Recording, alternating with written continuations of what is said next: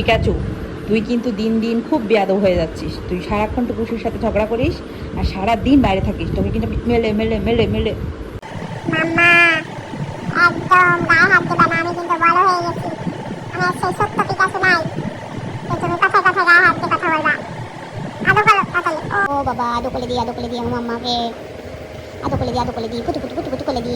টাকা একটু টাকা টাকা টাকা টাকা। সবাইকে বল যে তুই কত দুষ্টু, তুই সারাদিন এই গরমে বাইরে থাকিস, তুই কিচ্ছু করিস না, তুই শুধুমাত্র দিনের বেলা 2বার এসে ভাত খেয়ে যাস, মাছ খেয়ে যাস, মাংস খেয়ে যাস, তারপরে তুই আবার বাইরে যাস, তারপর তুই গরমে ঘুরু ঘুরু করিস, তোর কিচ্ছু হয় না।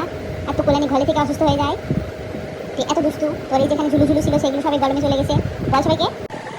বলবো না, সবাইকে আমি কিচ্ছু বলতে রাজি না। আমি কিচ্ছু বলবো না, কারণ টুকুলানিকে তুমি ঘরে খাটে শুয়ে রাখলে আমার মেজাজটা গরম হয়ে যায়। আমি টুকুলানিকে দেখতে পারি না, তুমি জানো না?